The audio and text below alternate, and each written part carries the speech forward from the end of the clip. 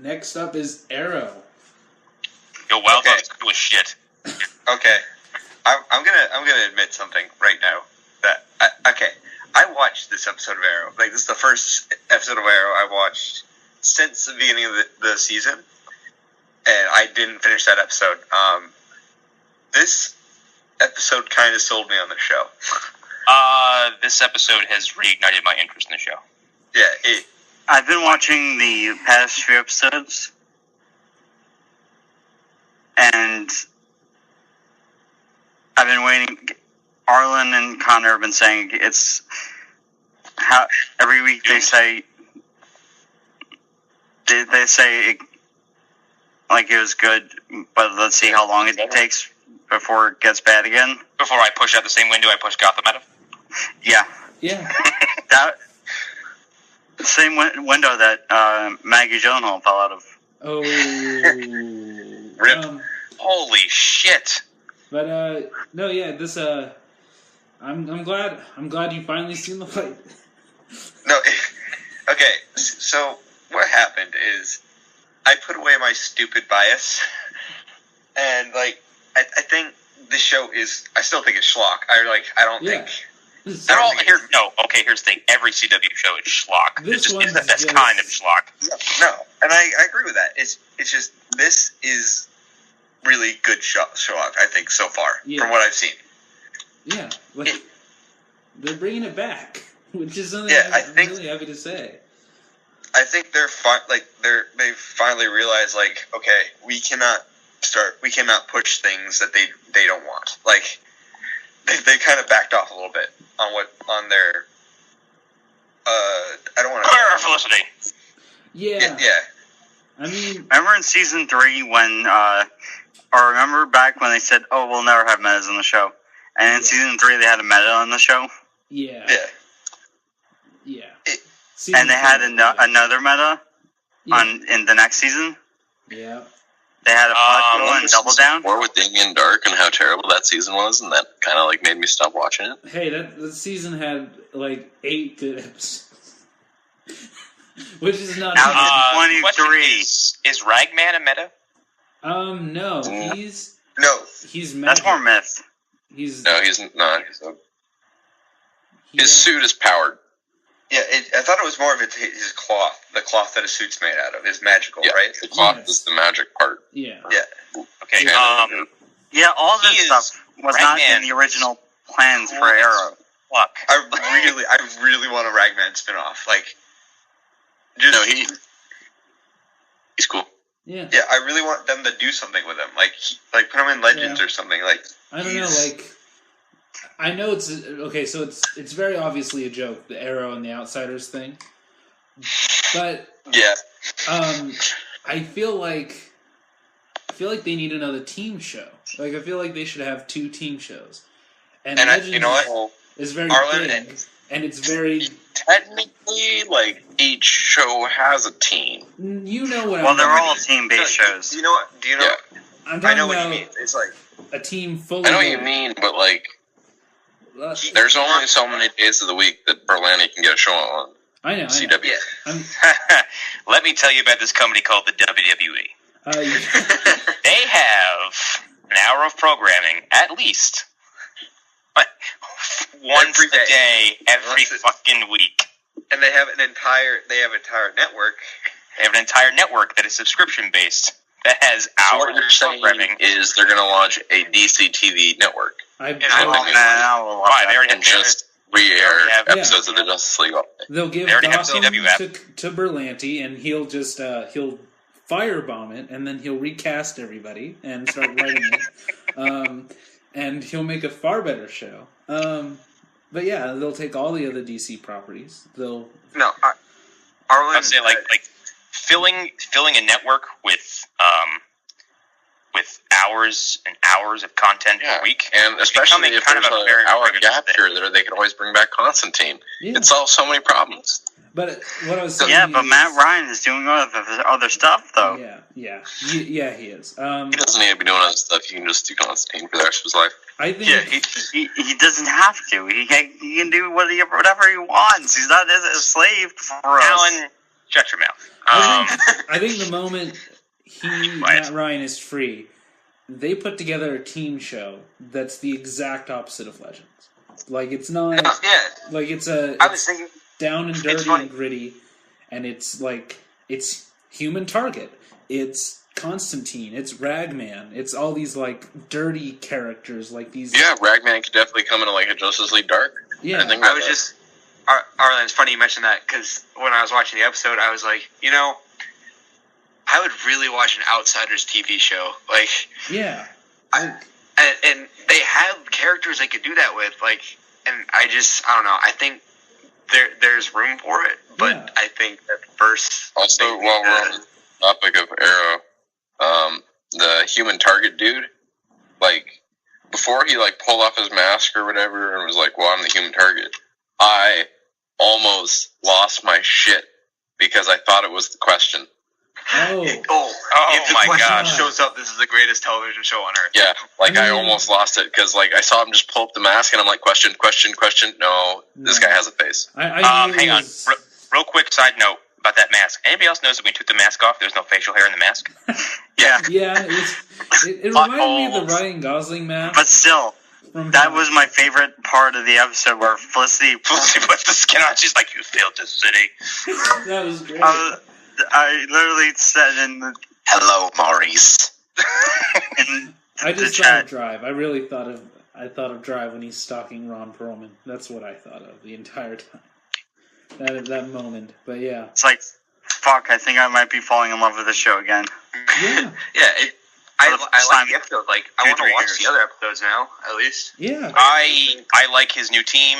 I think Wild Dog is just a glance, and I'm like, oh, he's cool as fuck. Yeah. Like, hockey mask. Like, foil for Oliver's character. He's Casey Jones with fucking machine guns. Yeah. Speaking of which, legitimately thought he was sports manager. While we're on that thing, because that just popped in my mind. So Artemis, the other character, like, are we gonna get a Sportsmaster like tie-in? Oh, what? That'd be fucking sick. No, her parents were killed. Yeah. Aww. But we get like her Sportsmaster is confirmed dead in the DC universe. Like, maybe she has extended family. I don't know. Like, okay, so people's names are. I'm still like this show lost me and then slowly get me back. So I'm still kind of refamiliarized. Her name isn't Artemis, though. Who is the idiot with the really lame T mask that seems to be glued to his face? Mr. Terrific. That's Mr. Terrific. Holy shit, that mask is stupid as. Oh my god. Yeah, that's dumb.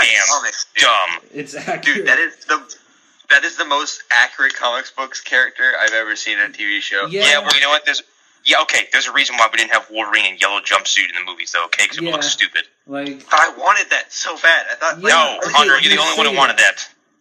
No, just for like a second. Like, they don't have to make him wear it the whole time. Just show it. I want to see it. I think they did have it for a second. They had it like open up the case, briefcase. It wasn't a suit. It was a helmet and the gloves. Like, it wasn't the whole suit. And it was only in the director's cut, I think. Yeah, it wasn't in the theatrical cut. But like, everyone else looks really cool. I mean, Artemis has her shit painted on too. But like, yeah. And I saw him. I'm like, how do you even apply that? Yeah. We gotta go. Give me an hour. I need the spirit gum to dry. Yeah. Yeah, that's the part of him. I think it's cool they did it. Like, it looks dumb. Like, but I'm glad they did it. Stupid. Yeah, I'm glad that they have two characters on the show who point out how dumb the situations are. Like Ragman and what's his face both do that. You did not just call Ragman dumb. Didn't they? No, that's not what we're saying. Did they do what you said where he's like, you're freaky as hell, man. He's like, it's the whispers. I can't help it. Yeah. They both comment on how silly this show is, and I love that. It's finally become self-aware. I think it's a very Marvel thing. Yes. But yeah. Well, I like this team. I do like this team as opposed to like, here's Oliver and his bunch of mini-me's. Yeah. Yeah. That helps. They are all very different from each other. Yeah, having three people with a bow and arrow on the same team is a little, I don't know. Yeah. Blech. And Laurel with a billy club, which didn't work. Yeah. Kind of weird. 0 for 2 for Black Canaries. Yep. No. Like Sarah was the best canary. Yeah, she is the white canary now. Yeah, she's come back when fucking nerds. When she eventually leaves that show. Look who's talking, Hunter. First of all, don't you put that bad juju in the air. She's never leaving Legends tomorrow. No, to come back to Arrow. No. Because Arrow couldn't handle her awesomeness. No, we are not talking shit about Katie Watts right now.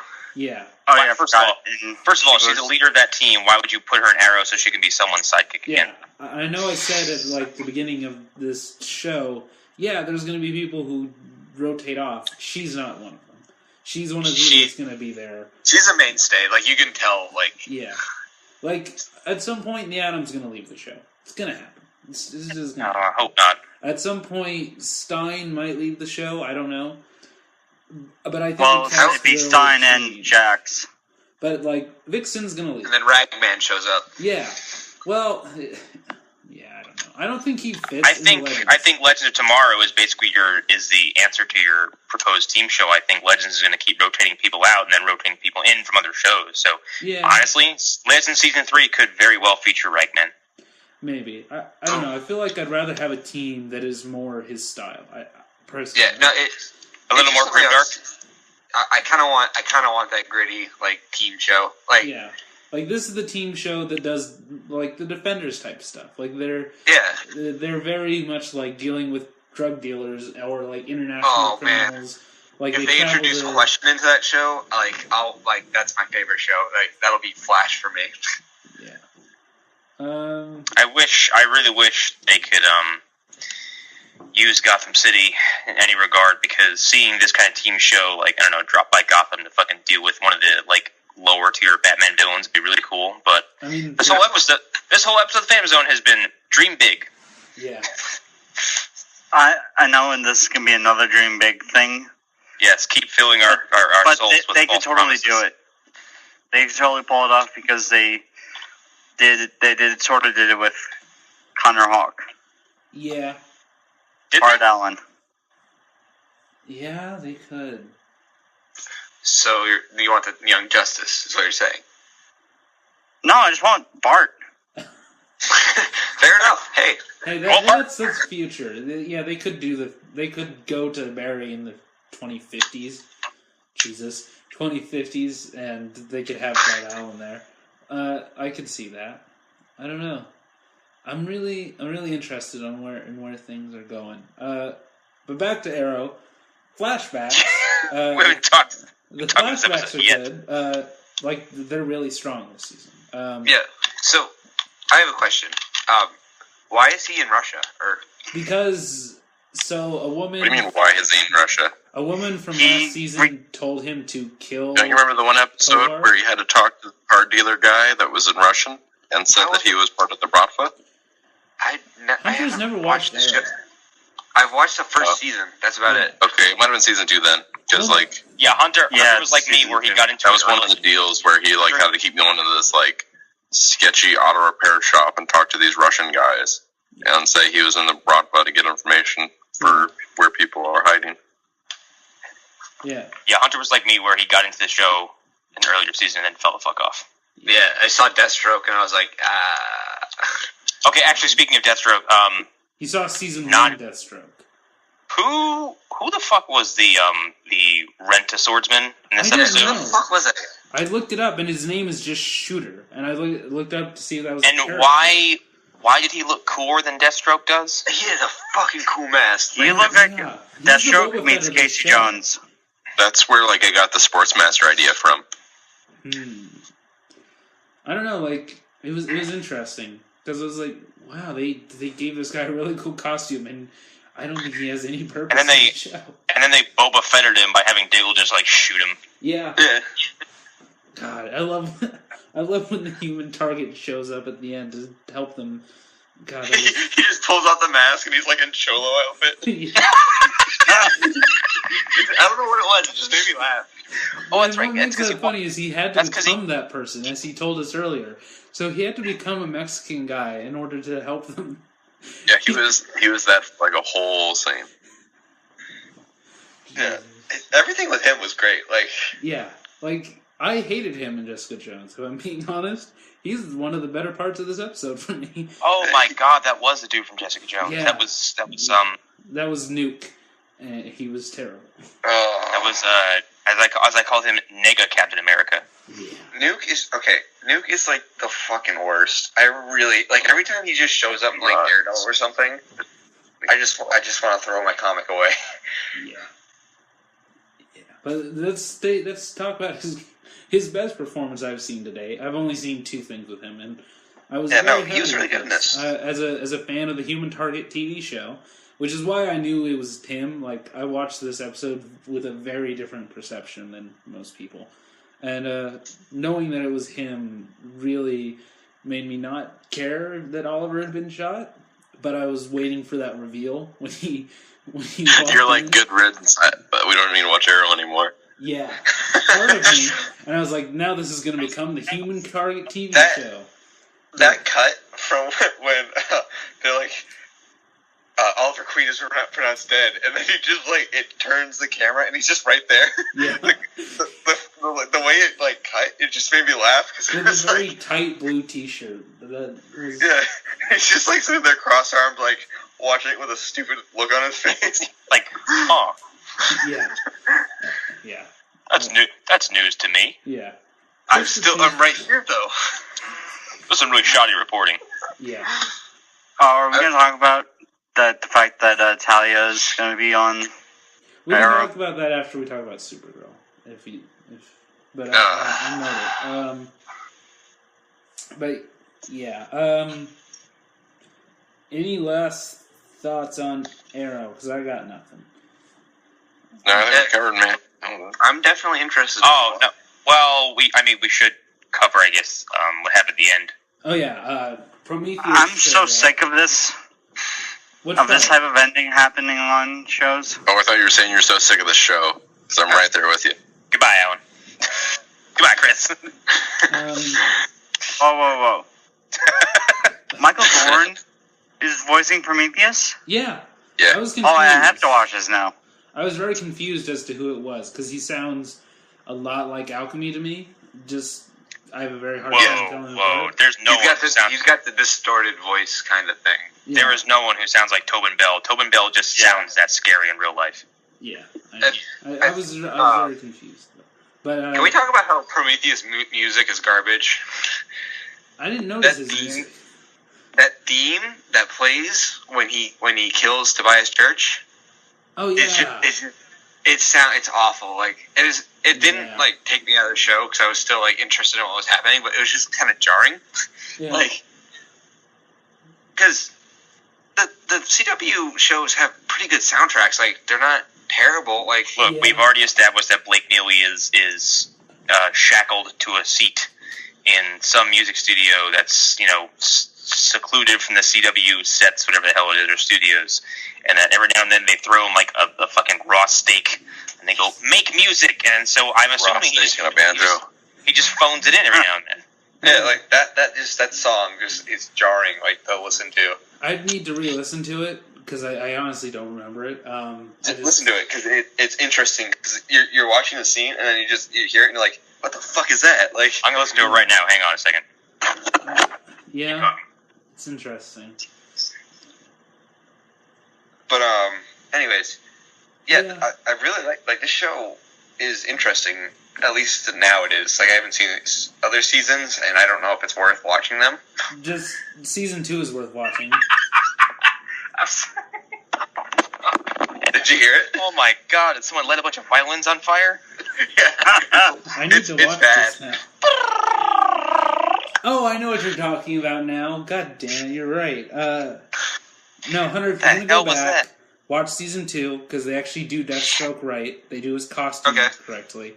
As long as they fix it, like it's just that soured me on the whole experience. Like, well, that's the thing. That wasn't supposed to be full Deathstroke. That was like baby Deathstroke. I know.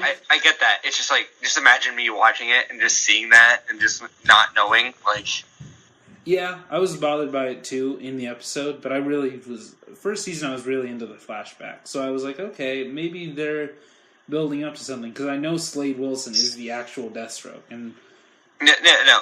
Everything about like the island was interesting. Like I did like that, but it was just I don't know that threw me off a lot. I can see how that might happen. Yeah, I don't know. The journalist did something. I stopped paying attention when she was talking to that guy, but something about Oliver, something about him not being a great guy happened. And then she gave him her number for some reason. Yeah, that was interesting. Which is kind of weird. Like, yeah, I'm trying to win you over. Here's my number. Yeah. Well, that was human target at that moment, but yeah. Yeah. I'm sure the phone number will play on some part later. Yeah, probably. But, yeah, okay, so I think we're done with Arrow, unless somebody has... Yeah, I think we've said all there is really to say about it. All right. So, yeah, the fight scene at the end was very cool. I like the fight choreography in Arrow. That's the good thing I'll always say about it. Yeah, like, there's cool fight seasons in this. Yeah. When I have something to say about Tobias Church and Luke Cage. Okay, Oh, yeah. last chance. Okay, alright. Okay, so I was watching Church's him interrogating or him torturing Wild Dog. Well, So and then I think, wait, this looks familiar. So I go up, type in YouTube, Cottonmouth, Luke Cage. Immediately brings to him the scene with Shamik. Oh, yeah, when he's interrogating? Like, when he's punching him? Yeah. It's virtually the same scene. The big difference is that Cottonmouth has electric charisma, and the one line that separates it is when he spits blood, and he's like, "Oh, now I can hit you like a man." Yeah. And also, when he was laughing, I just found a video that was just Cottonmouth laughing, just 44 seconds of it. Yeah, I said it in the first episode. He's knockoff Cottonmouth. Like, yeah, now when I first saw him, I was like, "Huh, that must be knockoff Cottonmouth." yeah. And then I thought, wait, no, he's not Cottonmouth. And I thought, yeah, this is right. And there's a video of Diamondback at the at the meeting where he kills half everybody at the meeting. Yeah. He's the... Yeah, I know what you mean. He's the guy who comes to the meeting not expecting to die. Yeah. Any other thoughts on Arrow? Nope. Alright, let's move to Supergirl. Yes. Okay, Connor. This is the worst episode of Supergirl. They played Oingo Boingo. Since somewhere in season 1? Did they really? Yes, Yeah, they did. I missed this Man's episode. Party. It's when Monel and Wynn are getting drunk. What song? Yeah, because it's Halloween. Dead Man's Party. So it's time to play Oingo Boingo.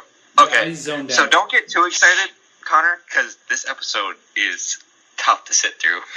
Yeah. It is. Okay, good. I'm glad I missed it then. It's like, I never cared about the Alien Fight Club storyline. Never cared about Roulette as a villain ever. Like, she's it's like the lead. I think it's the worst episode of Justice League United, or what's the show? Unlimited. I always confuse United is is Justice League of Canada. Yeah, that's the comic book series that was really great until Lamar left it. Yeah, this... It's almost too heavy-handed, I think, like, in what it's trying to do, say. Yeah, that social commentary, man. Like, Yeah, they're just trying so hard, like, and it's funny, because Legends did the same thing this week, like, the same... And even Flash did with that kid scene that we talked about earlier. Like, yeah, and it's just like they couldn't nail it because they were just hitting, like, just bash you over the head with it. Like, yeah, there's a whole scene where Roulette is just kind of like she's explaining to you, oh, this is so deep, like it's almost masturbatory, like it just doesn't work. And it's like, I don't know how you make aliens fighting boring, but they did. Yeah. Like, I mean, this is... I'd have to go back and watch the first season to find out which episode is worse than this one. Like, I have a hard time thinking of one. Because this is just... You know, the one redeeming thing I will say is John and Bagan. Yeah, that stuff's really good. And that stuff's really interesting, and it works well. It's just... Yeah. And I really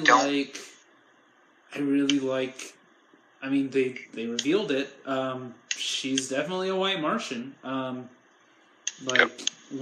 Well, she is in the comics, so it's nothing new. But we weren't sure if they were going to go with it or not. I feel like there still might be a second twist, like maybe she's half and half.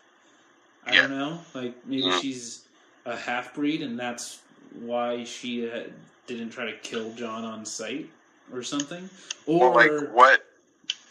She tells a story of how she got away, and I think she's the white Martian who,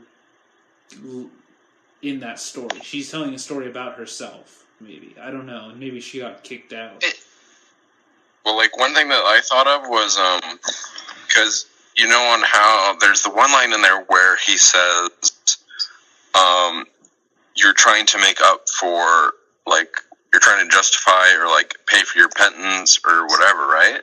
So I'm thinking maybe she was in the Fight Club to try and make up, maybe, for, like, the horrible thing she did on Mars. Yeah. This is what makes me think she's a half-breed, because our previous white Martian that we met had no concerns about being a white Martian.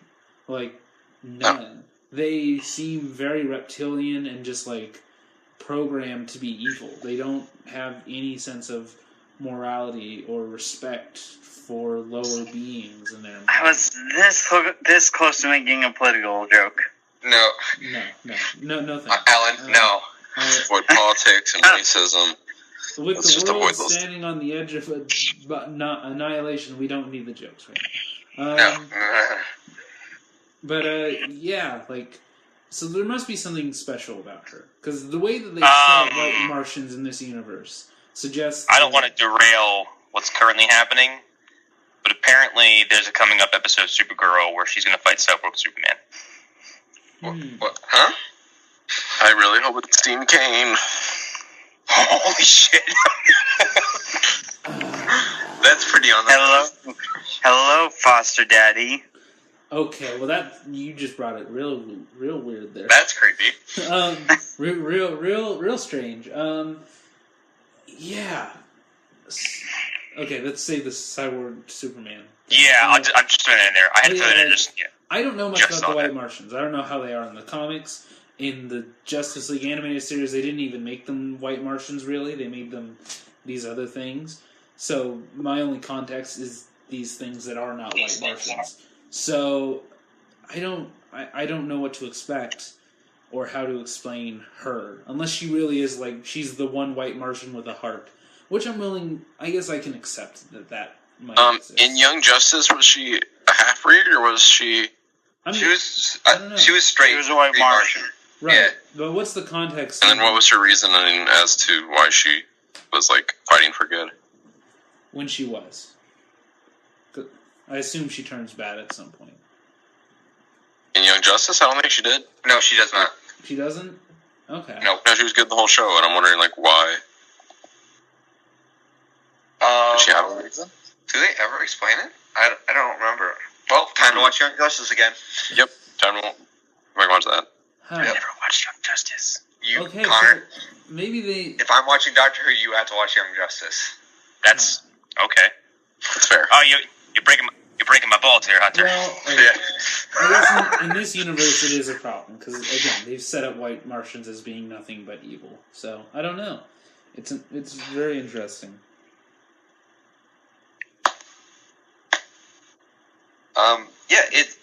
Okay. Also, the stuff with what's his name? The Dex mate.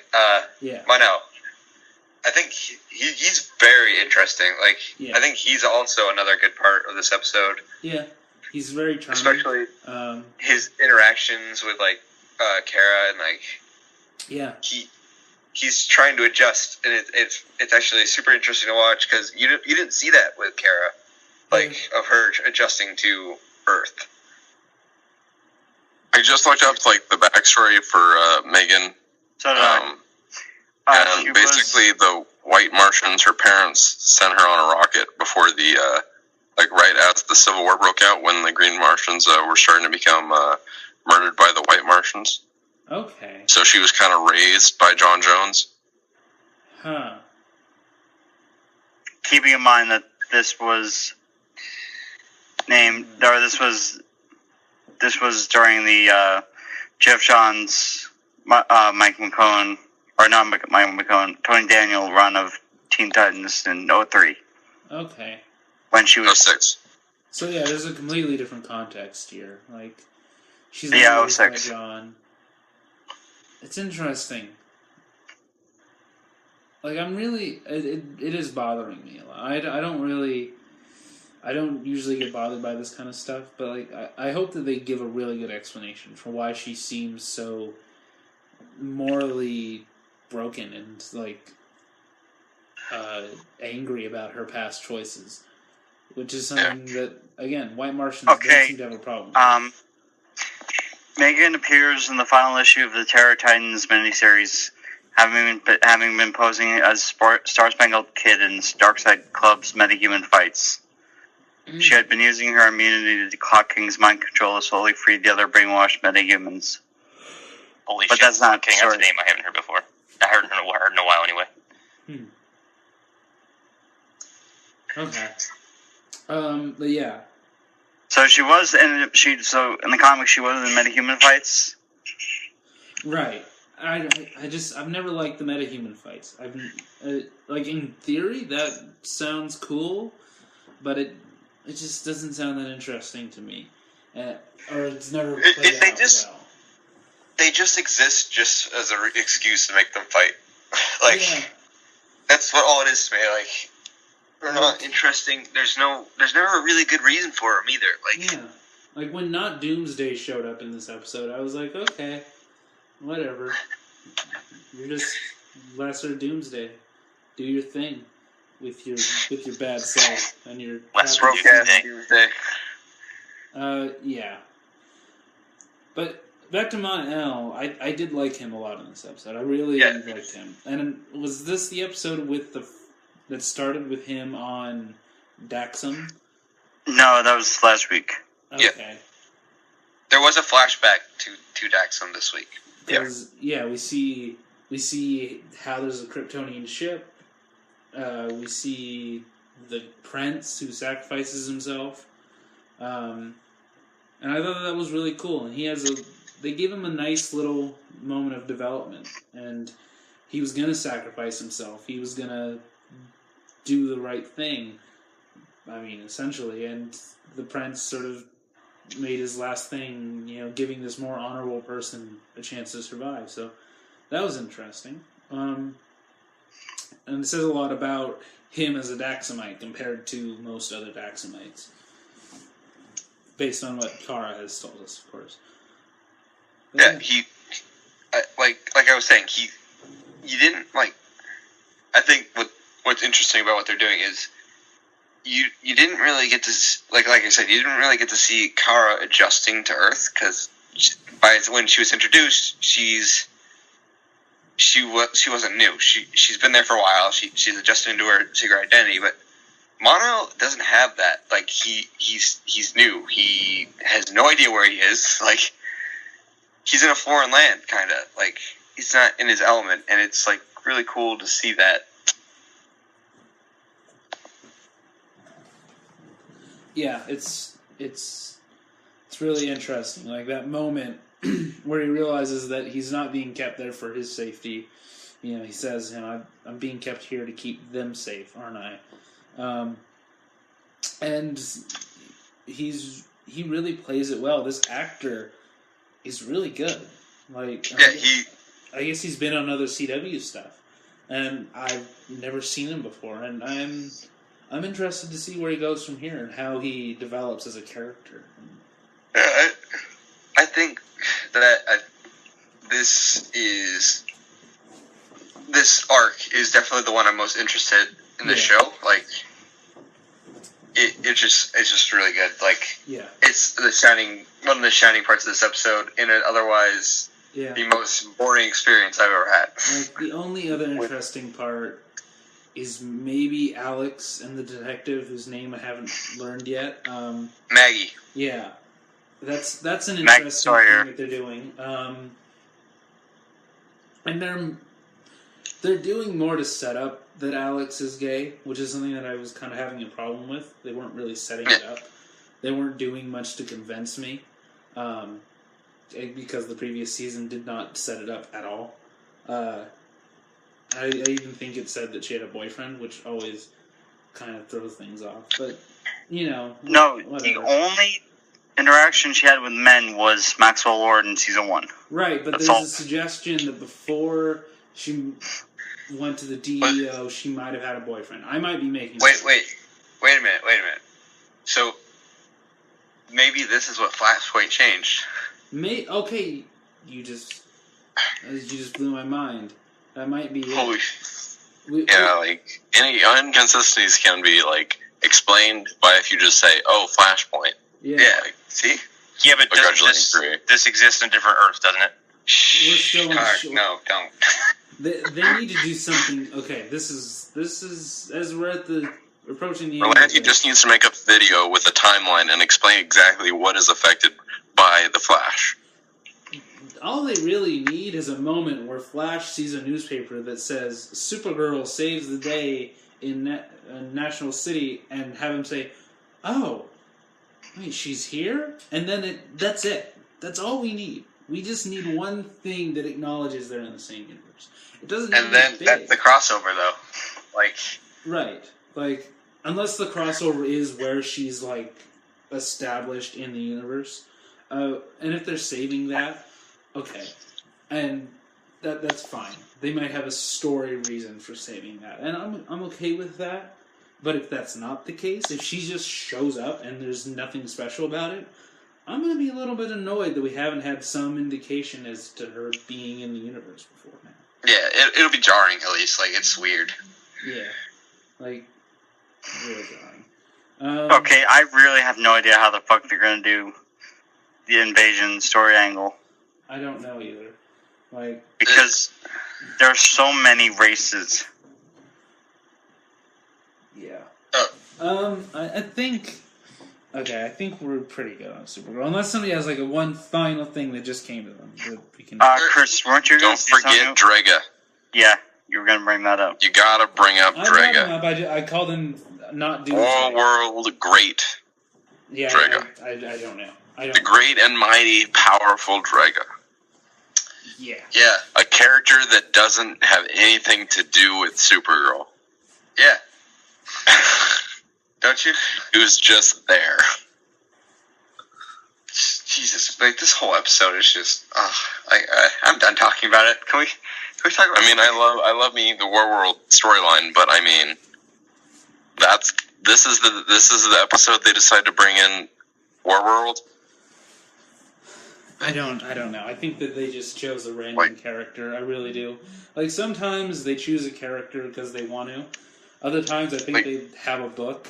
And they could have, like, just picked, like, one that has no actual, like, whatever, but Drega actually has, like, a serious amount of background information. Yeah. Like, his whole family was killed by Apocalypse and Doomsday. Like, that was, like, his home world, I guess. No. No. But you gotta understand, he's Drega. Yeah. He has to be in Supergirl, right? With a name like that, you gotta be on Supergirl. Okay, I think we're good on Supergirl talk. So we got 3 sort of things, and I think we gotta choose. So we can either talk about Talia, we can talk about Ciarán Hinds being cast as Steppenwolf, or we can talk about the Wonder Woman trailer. I want to talk about Wonder Woman, because... Same. I really want to talk about this trailer, because... It's a really good trailer. Like, and I don't want to sit here and say like that DC movies. Oh, every time they're gonna get us because they got really good trailers. But this trailer was like the antithesis of everything we've seen from this side of Suicide Squad and Batman Superman. Like you can sit here and say all day. I don't. You can sit here and say that they don't make good movies because you know what?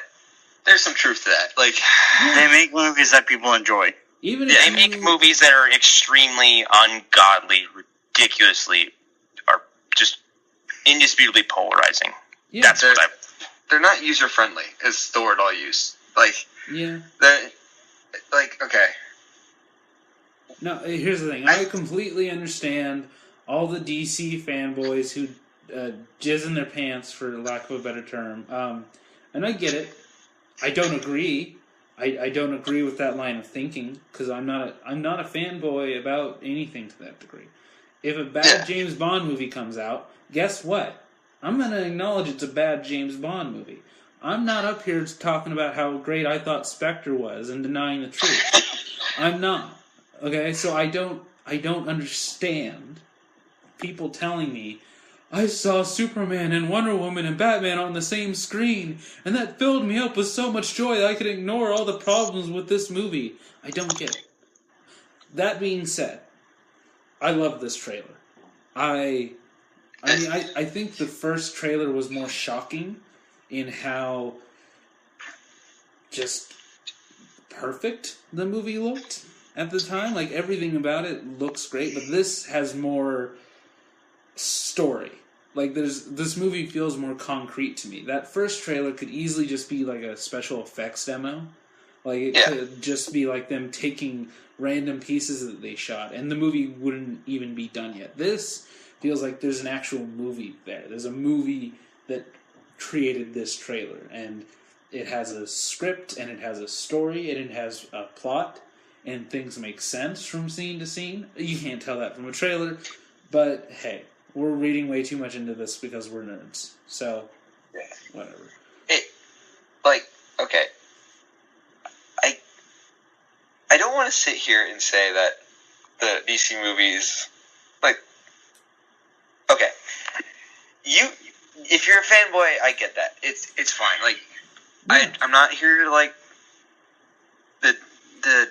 be a dick and say, hey, like, you're wrong. But I think that this trailer especially just shows that maybe we're wrong. Maybe Warner Brothers is turning around. Like, I don't know. It just, watching it made me feel like maybe there's something there. Yeah. Like, I mean, like, it's written by two super sweaty comic book nerds. Like, just too deep in the house.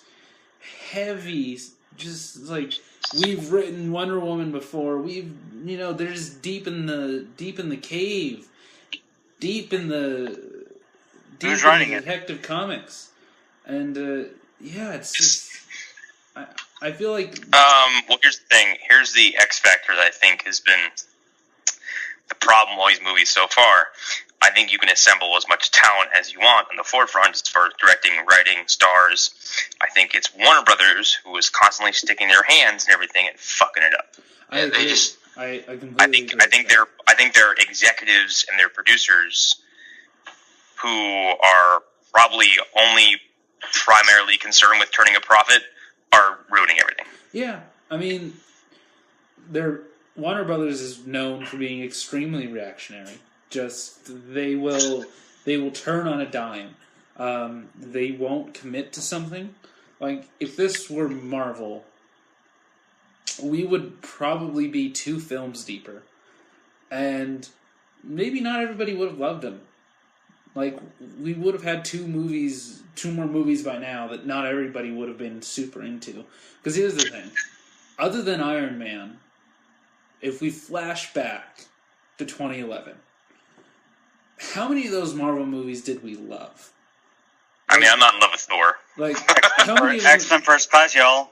That's okay, Allan. That's a Fox movie. Stop cheating. Like, I've come to love First Avenger. Like, I think that that's a brilliant, underrated movie that nobody talks about, and I feel like it's the only Marvel movie that needs multiple viewings. But other than that, honestly, for me, it was Captain America: First Avenger. That's the one that you love from that era?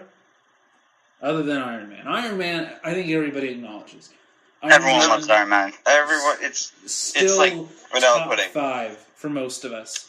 For most people in the MCU. Like, and people even outside the MCU love that movie.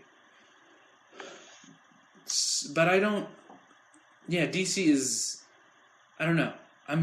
I want to love this trailer. I want to love Wonder Woman preemptively, but I don't want to get my hopes up and be smashed into the ground again, because shame you once, fool on me, and all that stuff. So I don't know, like, yeah, that's. I mean, you couldn't have butchered that saying anymore. But anyway, no, shame me once. Shame me once, fool on me. What?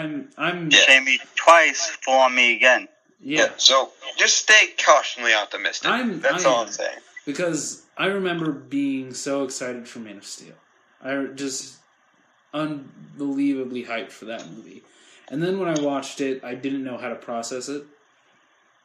And the only thing that remains for me is I hate Jonathan Kent. I still hate Jonathan Kent. Fuck him. Your son could have saved you from the fucking tornado. Then that's my final thought on Man of Steel. BVS, we've talked to death about that movie. We haven't really gone deep into Suicide Squad.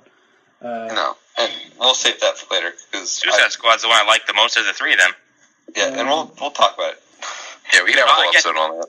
Yeah, but again, I'm saving my final thoughts on Suicide Squad until I see the extended cut. Yeah. Just like I did with Batman vs Superman, I want to see what they cut out to basically I want to see what they had before they butchered it. I want to see the 2.5 hour original David Ayer cut before the trailer company got hired. That's what I want. Okay, can you imagine like a world where Warner Brothers just let David Ayer make that movie? Like, I think it would have been something. I think it would be really something special. Like, I really do. Like, it'd be like Fury, but with an alligator man. Like, which is what sold me on this movie initially.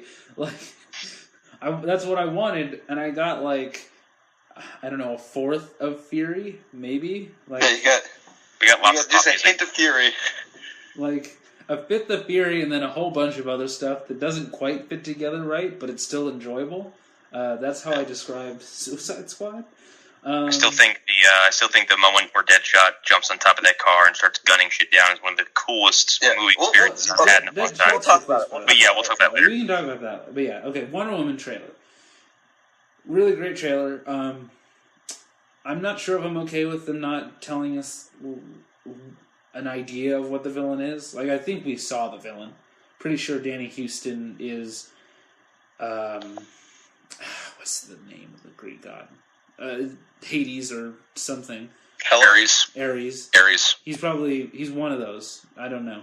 And the girl with like the facial prosthesis. Yeah, with the John Harrow mask. Or is that the character from Boardwalk? Oh, I took my name. Yes. Yeah, she has that sort of mask. Yeah, like she's probably some sort of Greek god. People have been talking about her being something. I don't remember what it was.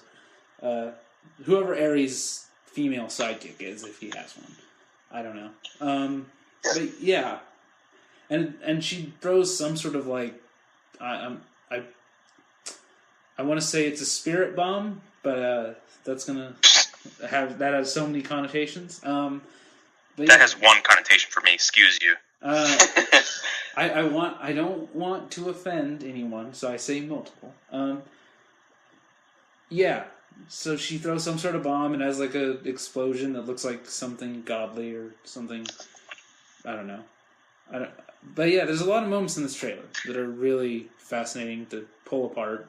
It's like one thing you need to like talk about like quickly, like just because we are kind of running long, is the amount of color in the trailer. Yes.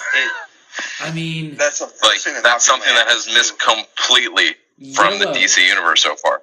Well, I would say Suicide Squad was very colorful, but that was yellow, which isn't that was done by having a lot of characters who looked very distinct. But like this took what's like perpetually seen in history books as like a gross brown, hideous time period in World War I, and it's beautiful. Play the experience, Battlefield 1. Yeah, and all of its yellowness. But all the shots of what looks like the mascara, where it's just like everything's fucking blue and shiny and colorful, and everything looks vibrant and interesting, and I can't wait to see this movie. Yeah, it looks. The one thing I loved though was Etta Candy's. Yeah, all of her scenes.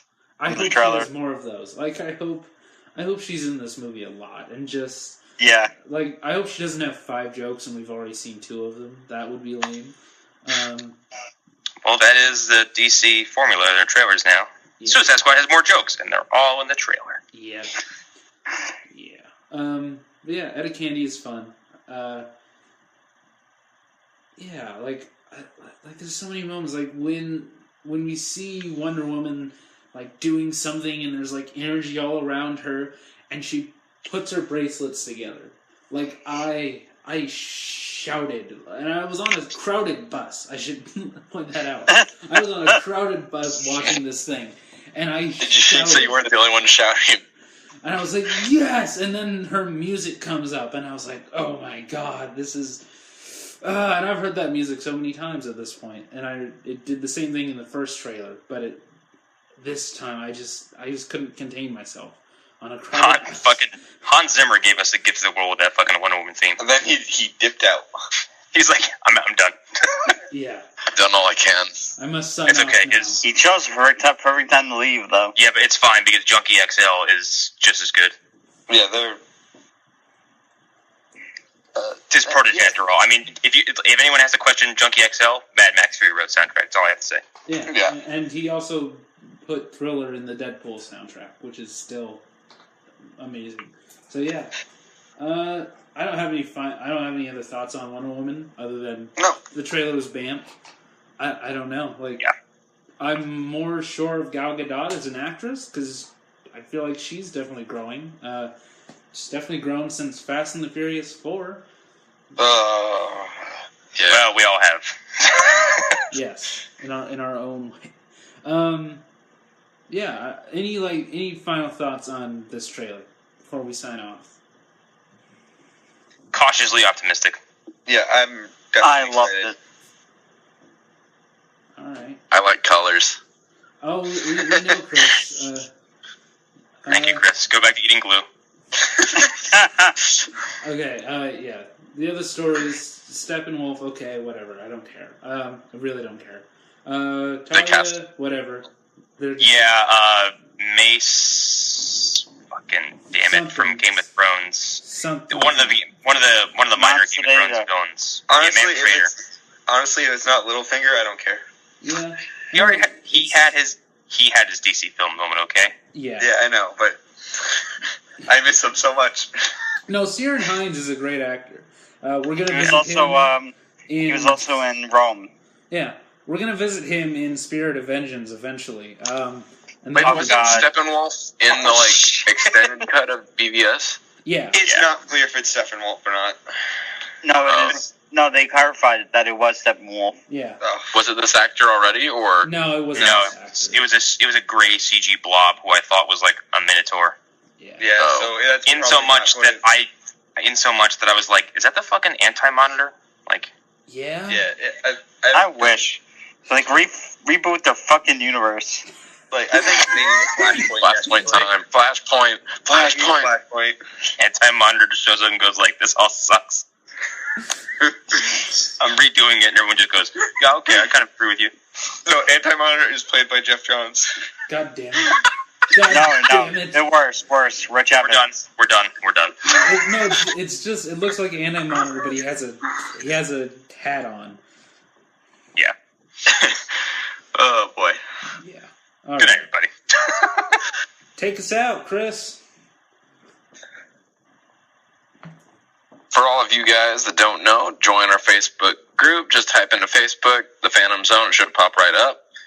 Don't forget to email us questions at zonersgroup@gmail.com. Also, we are going to be doing a movie special coming soon for Doctor Strange. Look for that in the next week or so. And till next time, Drake is the greatest. He doesn't belong with Supergirl. Also, he is a Superman villain. He also only fights Superman. He has no purpose in the Supergirl universe. He left Warworld just to fight Superman. Till next time, Excelsior. Oh, wow. Yeah. All right, then.